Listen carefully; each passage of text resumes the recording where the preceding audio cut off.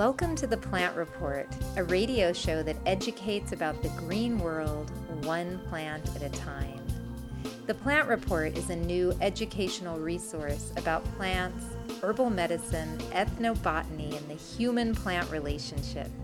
Listen to our podcast, read our blog, watch our videos, and learn from experts and the plants.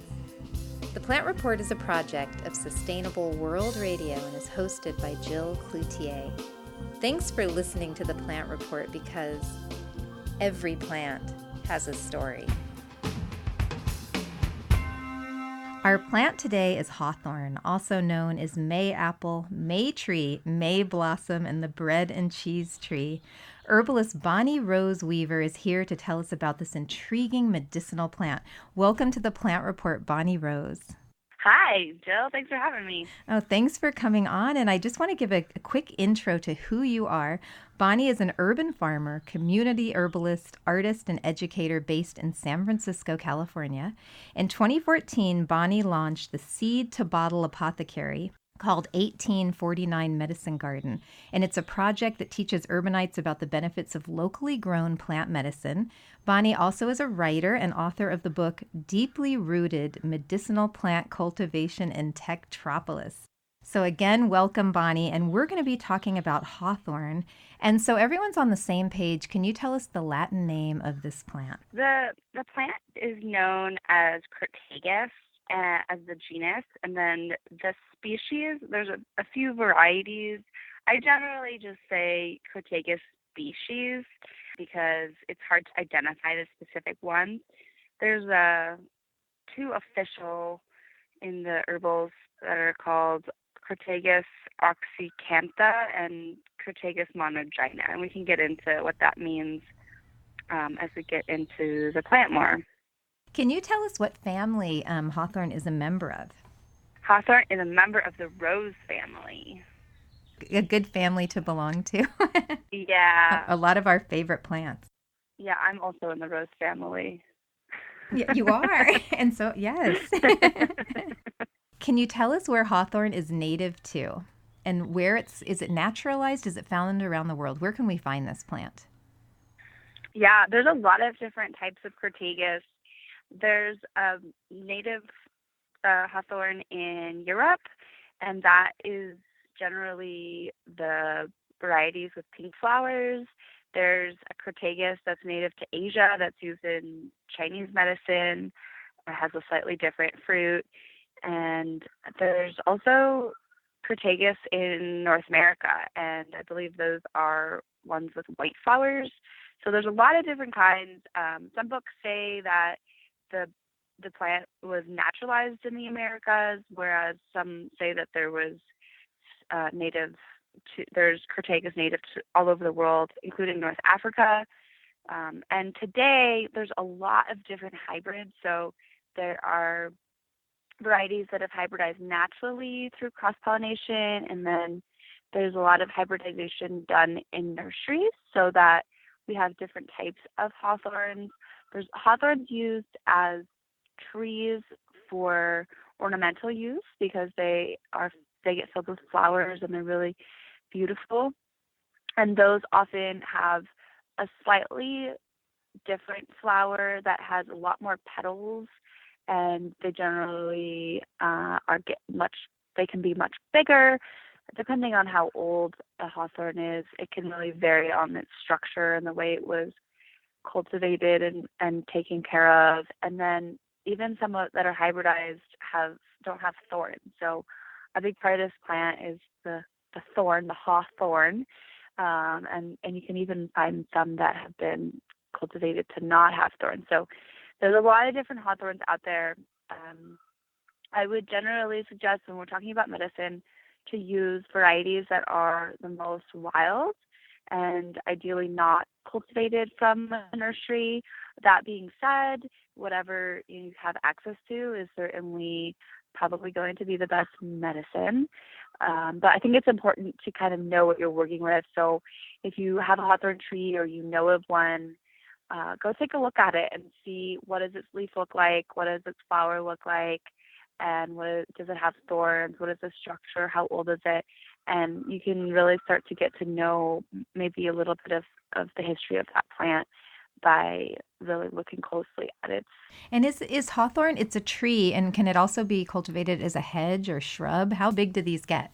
Yeah, they can get up to 30 feet. I mean, I've seen really old hawthorns in yards and in different places. Sometimes you find them in the wild, and they can get really big. They also can be cultivated as a shrub. One of the folklore stories is that they are associated in Europe as with witches and as hedges. So a lot of folklore say that a lot of the traditional European witches would have a hawthorn hedge in their garden for protection from evil spirits, as well as along the edges of property or edges of town. So,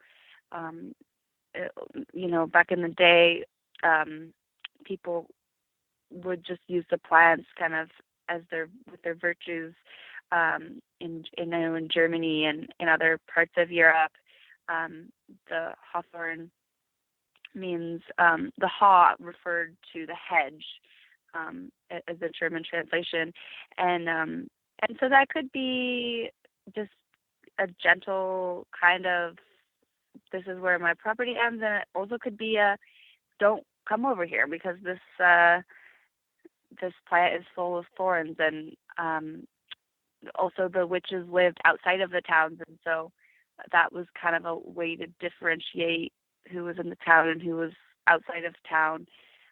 The witches lived in the commons, and so this plant has a lot of different uses and folklore that we'll get into with its many names. Mm-hmm. Yeah, it's many, many names, many relating to May, right? So I'm assuming that it blooms in May or in the spring. Yes. Yeah, traditional bloom. Depends on where you are, but it's known as the Mayblossom or Mayflower, which is a word we know from the Pilgrims. I don't know the history of that, but I wonder what the link between the Mayflower and the Mayflower is. Mm-hmm. So hawthorn, it sounds like it's native to Asia. There's a hawthorn, and then there's also European hawthorn. What does it need to grow well? Does it need a cold period for it to form its berries, or what does it need to thrive? It does need a cold period. So a story I have about hawthorn that I really love is that I grew up with a hawthorn growing outside of my bedroom window, and I didn't know it until just a few years ago. But I definitely see them all along the West Coast, which is the land that I'm most familiar with. Less in California, where I grew up, and I see them a lot in the Northwest. I see them all the way from where it does start to get freezing temperatures through Washington. And I do know, I have not cultivated by seed, but I do know that it has a really hardy seed. It has, the berry is a little, almost like an apple, and tiny little apple, and it has either one stone, which is the monogyna, or a couple, so it can have 2 or 3 seeds.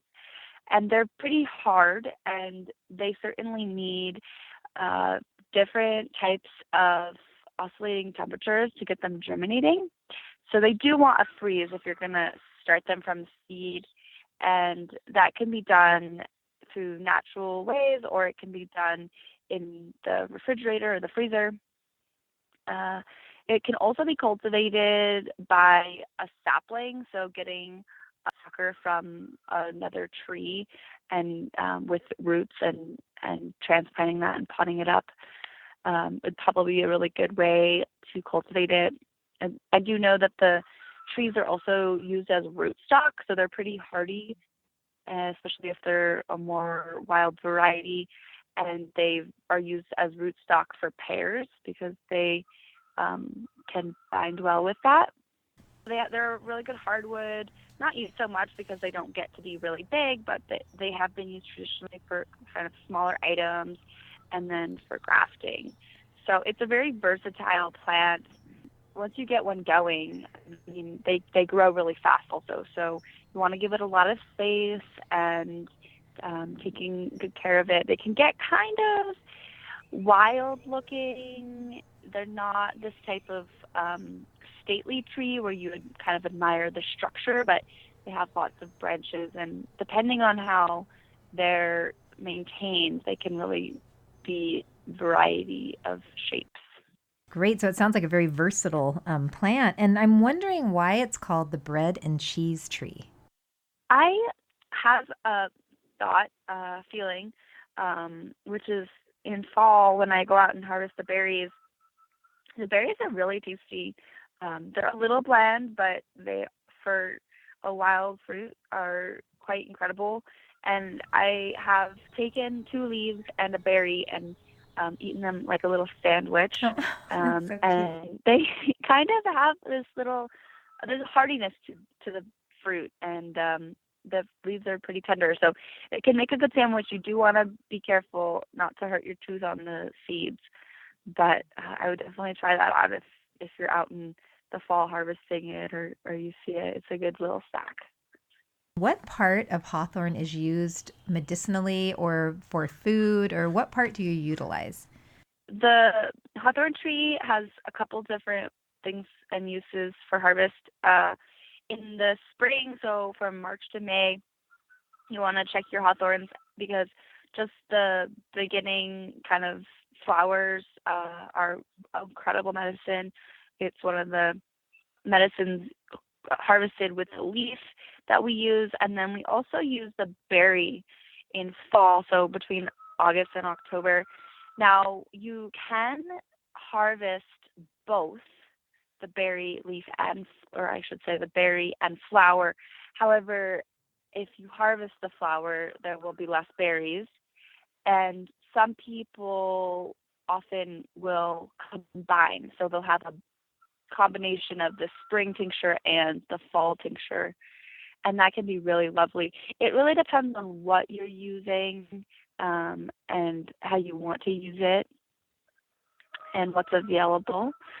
So I would say for a beginner to maybe just start with a little bit and see what you like, and then you can kind of figure out what you'll be using from there on out. And having a little bit of both on hand isn't bad. And just so people know that we're not just thinking of the benefits of hawthorn for people, but also I read that hawthorn supports more than, I think, hundreds and hundreds of insects make their home in hawthorn, and it provides food and shelter to a very biodiverse group of small mammals, insects, and birds. So I think it's a really popular tree in the wild, in the wild for creatures, right? Definitely. Yeah. And medicine isn't just for people, or for, humans, I should say, because there's many types of people out there, the plant people and the rock people and the animal people and all sorts of creatures that we live with. And even one of the uses of hawthorn, or the folklores, is that it is a symbol when found in a triangle of oak and ash trees, that fairies are found near hawthorns. And that's, part of being in this world is understanding and believing in the spirit and emotional realms that are often forgotten in the Western mind. So definitely being in balance and being in life with all life is important. And I did notice that a lot, actually, in researching hawthorn, was that it does have a strong connotation with fairies and with witches, which when I say the word witch, I think more of herbal medicine healing women, um, herbalists, right, Yeah. of the time. Yeah. Witches definitely have different names or connotations in different contexts. And I think in our modern age, the word is maybe starting to get a better reputation, but for thousands of years, it has been a symbol and an identity that someone could be persecuted for. And I think, when I use the word witch, I certainly use it with the best of intentions as a compliment. And yeah, traditionally and in a modern age, witches are very wise and thoughtful people. Paganism is essentially just the using the energy of the earth within a spiritual practice. And so I think that's something that a lot of people can relate to, especially if they're plant people. Yeah, just being with the plants can be a holy experience. So which Hmm. part of hawthorn, when you think about using hawthorn medicinally or using it in your life, can you share with us your favorite ways to use it and what you use it for?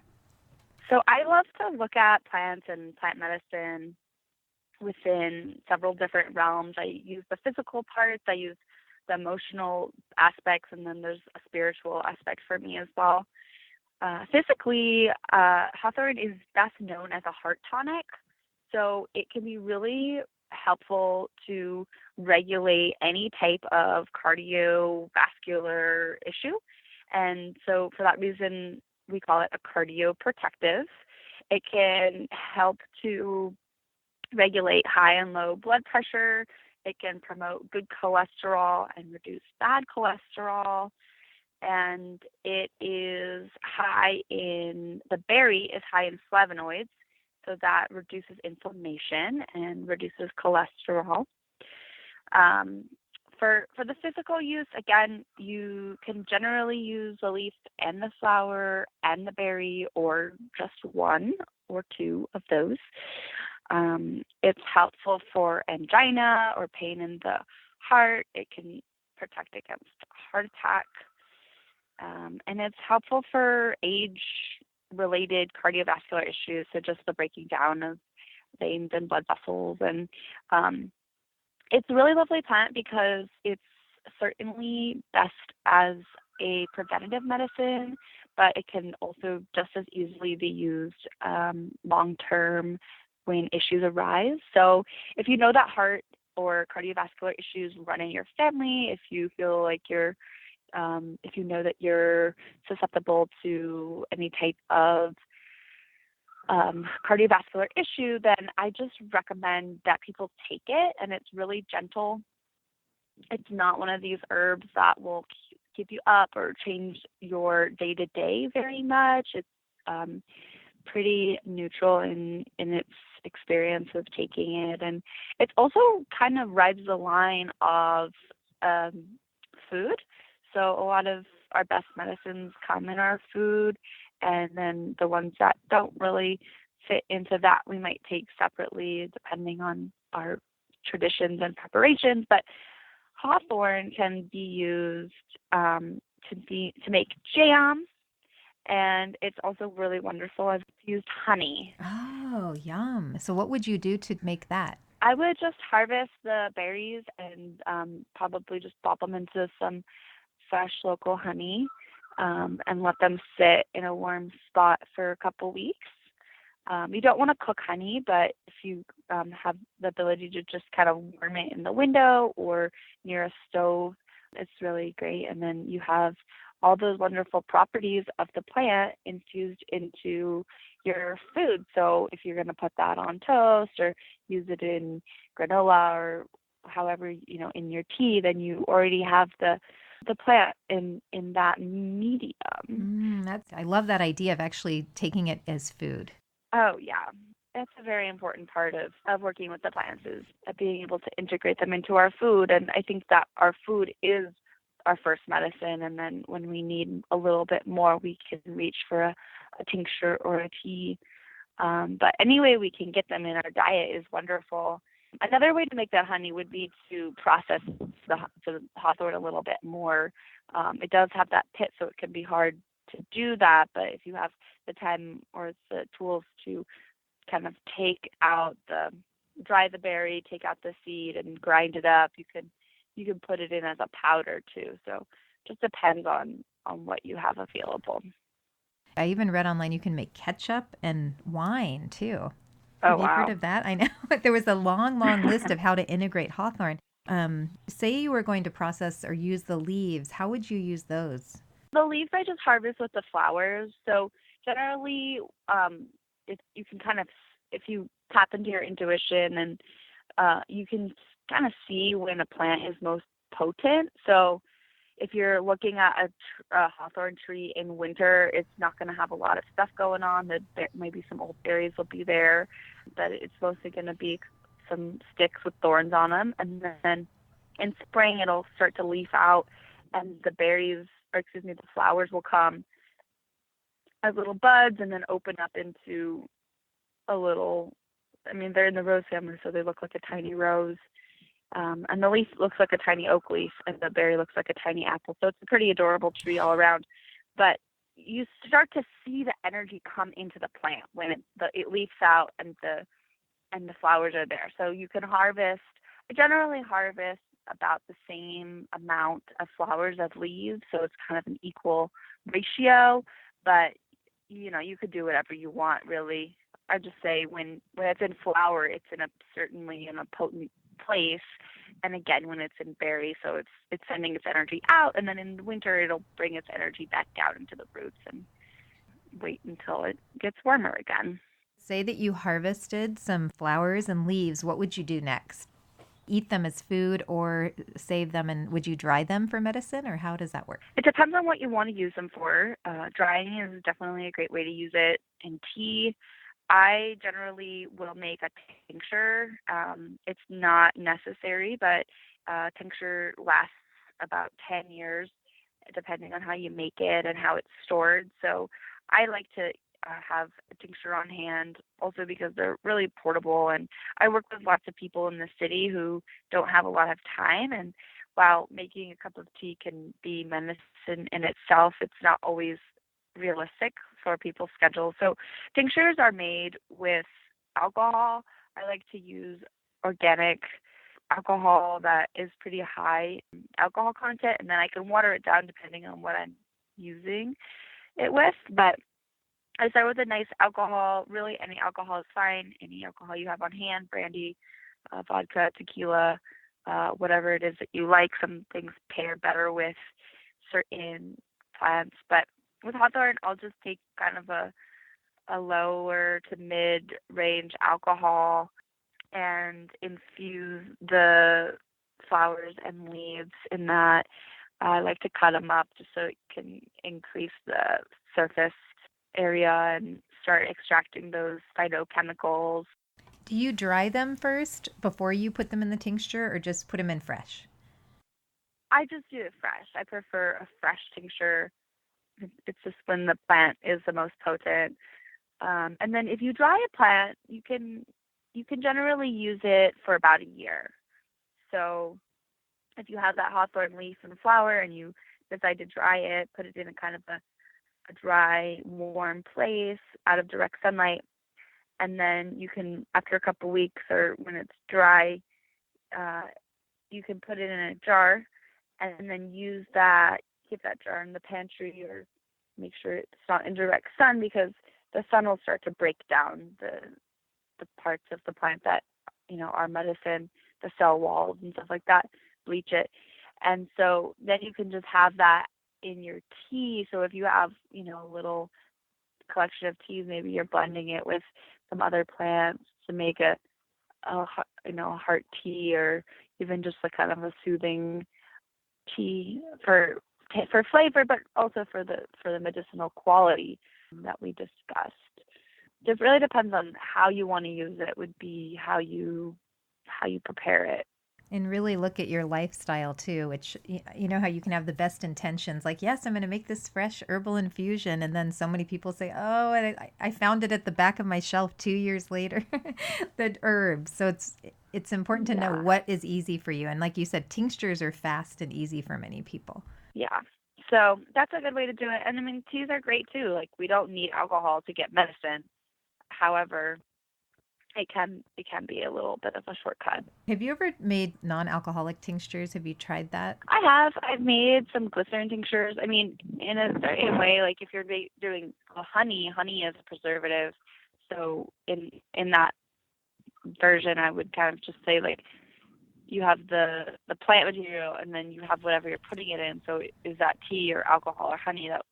That's just the it's not much of a difference when you are actually working with the plant and using it as medicine. It just depends on how do you use it, what do you like to use. If someone's listening and they think, oh, I want to try to make hawthorn tincture or a jam or a honey, are there any contraindications for people that they should know about before they ingest this plant that you know of? Hawthorn is pretty safe. I would just say if somebody does have kind of like a heart or cardiovascular condition or predisposition, then check in with their doctor. Like I said, this plant is really close to a food, so it's really gentle, but I think it's important if anybody's on any type of pharmaceutical for their heart that it's just clear what they're doing, and not, I think being aware of how things might interact is important. And so just checking in with your medical professional or advisor, whoever it is that you work with, would be good. Now, is there anything else you wanted to add about using hawthorn medicinally or as a food?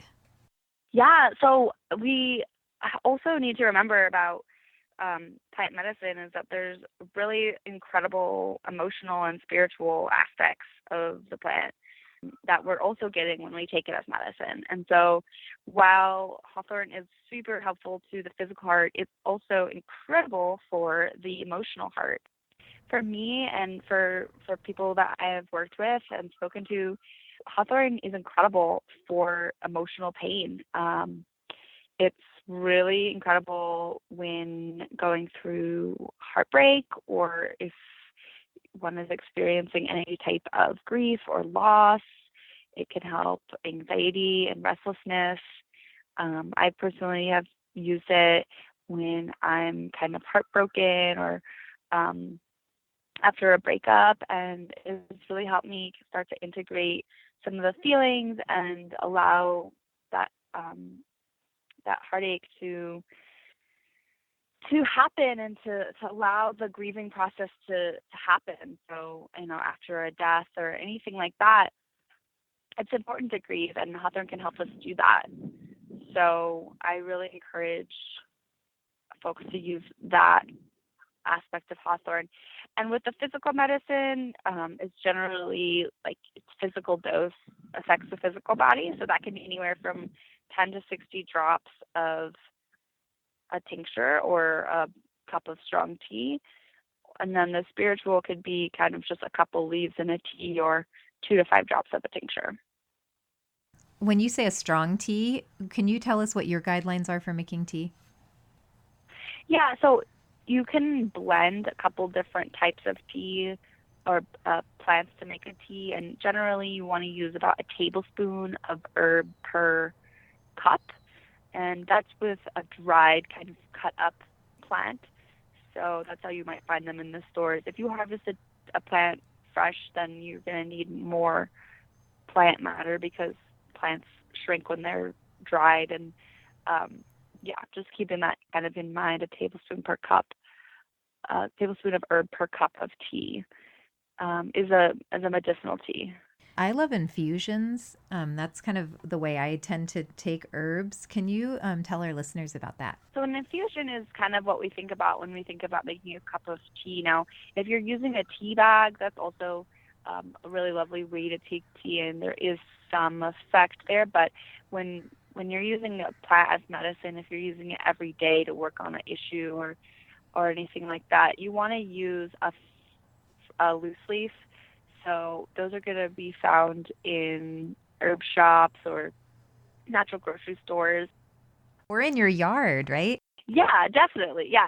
So if you're going to harvest your plant from your yard, do that at the appropriate season when that part of the plant has its most energy. And the infusion is simply putting hot water over a plant. And so I like to let my infusion sit for a few minutes, at least 5, maybe 20. And that's a basic infusion. That's what we call tea.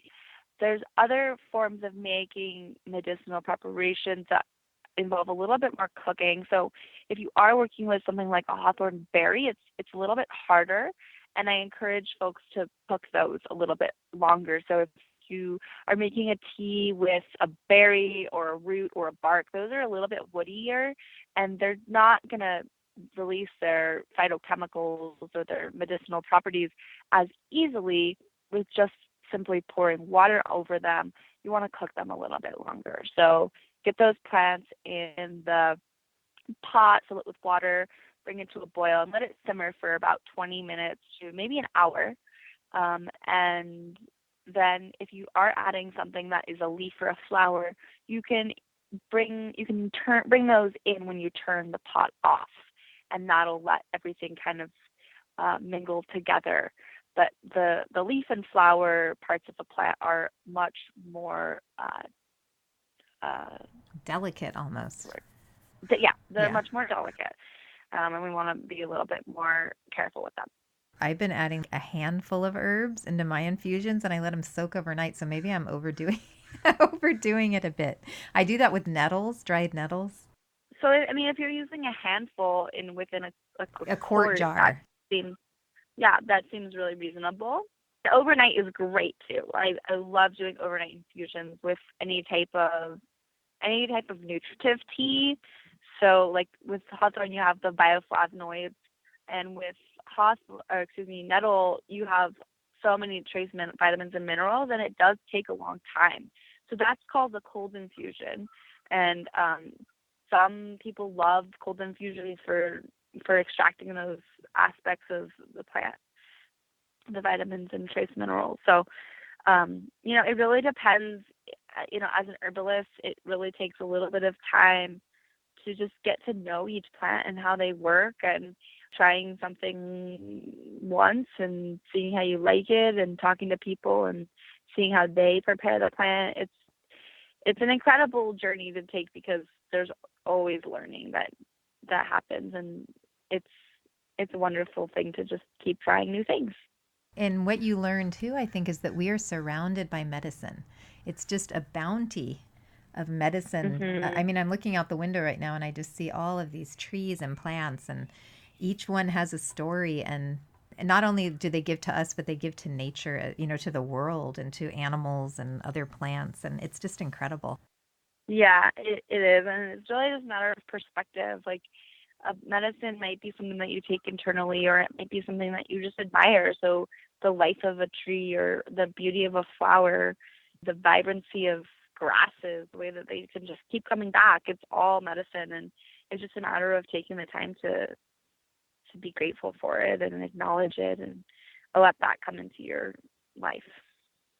There's a certain type of cherry tree that grows outside our window from the neighbor's yard. It's just gorgeous. And when it was blooming with those pale pink flowers, it was medicine for my eyes. I could just gaze at it. Yeah. And so plants, totally. Definitely. I love plants. I know you do too.